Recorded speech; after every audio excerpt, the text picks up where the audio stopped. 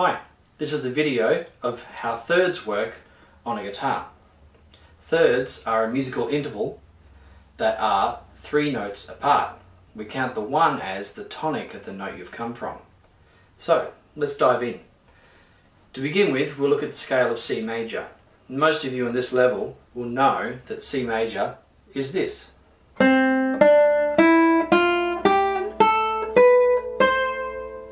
C to C. We will go up one string at a time so that we can establish where the notes of the C scale are on each of the strings. We'll begin with the second string of the guitar, first fret. This is the note C, our tonic. Now we'll play the second note with our third finger, which is called D. We'll change position now to the 5th fret position, which is called 5th position. First finger on E. This is the same note as the open E string. Now second finger on the F, 4th finger on the G, then we go up to position 10.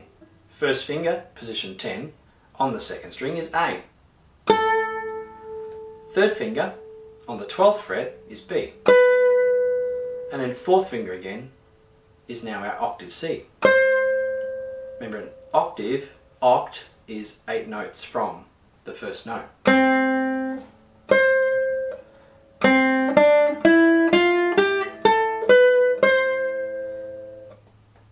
Maybe you want to pause the video now and play through those notes again. Now we'll look at the notes of the C scale, but starting on the top E string. Of course, we cannot play the C, the start of the scale, on the E string because it does not reach low enough. Instead, we'll begin on the 3rd of the scale. Yes, that's not a coincidence. On the E note. Now F with the first finger, G with the 3rd, change to position 5, first finger, A, 3rd finger on the 7th fret, B, and then 4th finger on the 8th fret, C. This is our C octave. I'll do those notes again. Open E, 1st fret F, G on the 3rd fret, change position, first finger on the 5th fret A, 7th fret 3rd finger B, 4th finger 8th fret C. We shall continue. Our first finger now in position 10 on the 10th fret. This gives us the note D. And then our 3rd finger plays E on the 12th fret. This is as far as we will go up this string for now. Maybe pause this video again and play through this section of the C scale. Now we will create our thirds on the guitar. Each note of the C scale can be called a root note for a chord. So the first root note we'll look at will be the tonic, the C. Take your first finger and play the C on the 2nd string, 1st fret. We will now calculate the 3rd to the C. C is 1. D would be the 2nd, and C's 3rd would be E. Now I cannot play C and E on the same string at the same time, therefore I cannot produce a chord on that string. Instead, I will now substitute this 5th fret E for the open E string, and I'll hold the C and that E together. This gives me the C major 3rd as a dyad, C, E.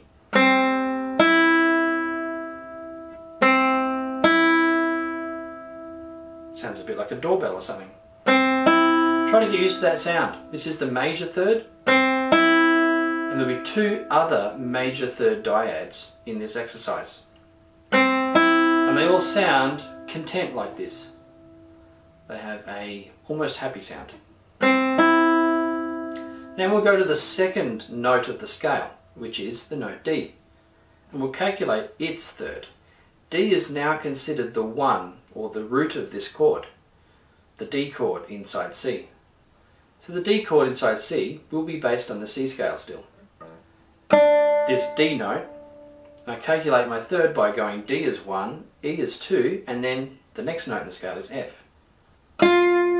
F is my third of the D chord. But once again, I cannot play a third on the same string, so I have to position the F on the first string, first fret. That means my root note is this third finger on the second string, third fret. So this is D and F together. This is a different sound to the previous dyad. This is a minor chord, a minor dyad. It sounds nostalgic, almost sad. You may know a melody that starts with this. Alas, my love, for you do me wrong, to cast me aside so discourteously. Apologies for my singing. So this is the third dyad of the D chord, which produces a D minor. And that's why the second chord of this C scale is a D minor, because this third is a sad minor dyad. Let's go between those first two dyads now, first two chords, C and E, and now D and F. Go back and forth a few times.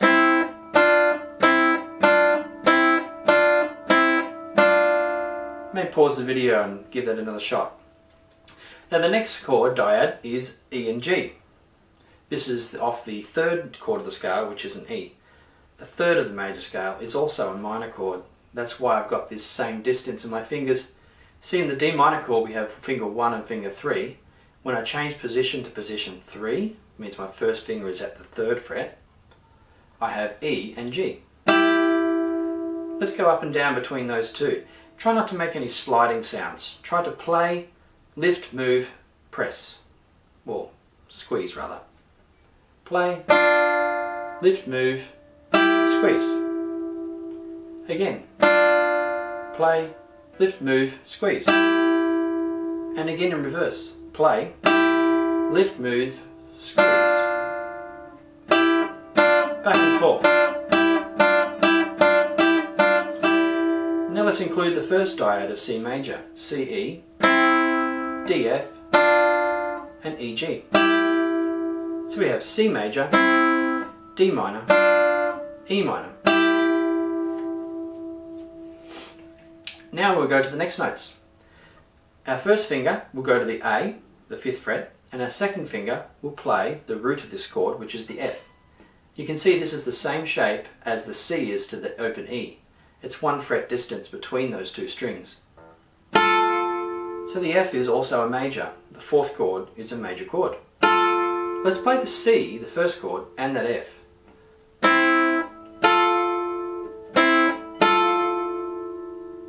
Now let's include the chords between, the two minors, the D minor and the E minor.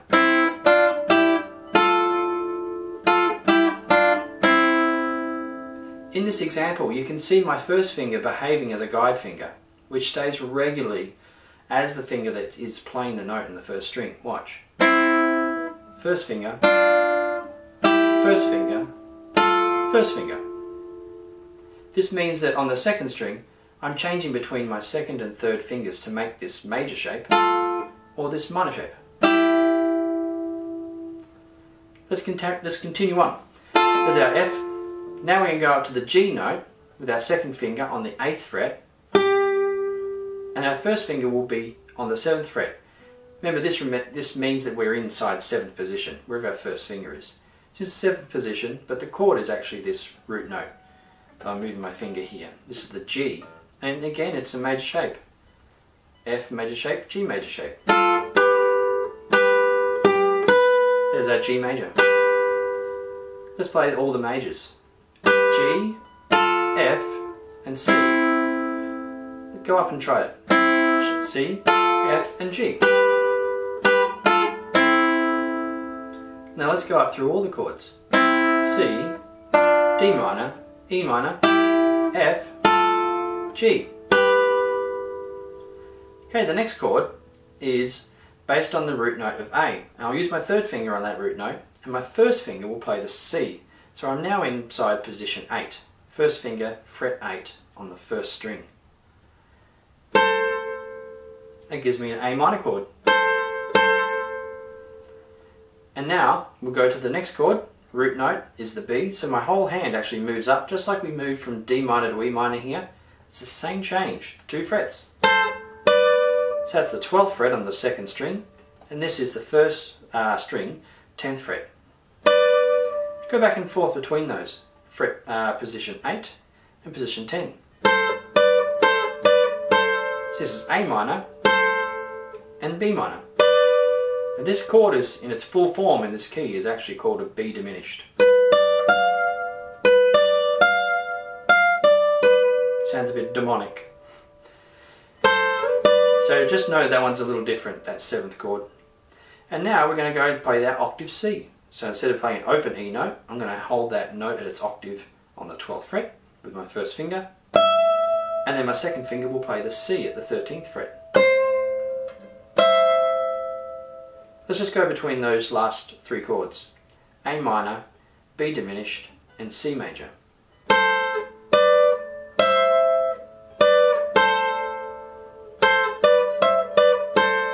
Whoops, I changed my fingering there if you had spotted that. Doesn't matter, as long as it works. Let's play through the whole scale going up. You may pause the video and try it yourself, or you can follow me now. C major, D minor, E minor, F major, G major, A minor, B diminished, and C major. Now let's go backwards. C major, B diminished, A minor, G major, F major, E minor, D minor, and C major.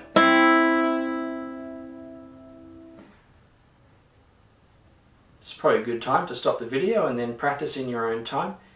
You can play the scales again, get used to where those notes are and help yourself memorize them.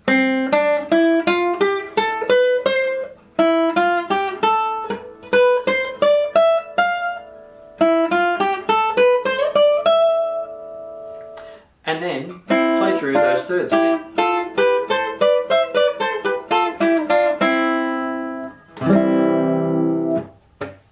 Happy practicing!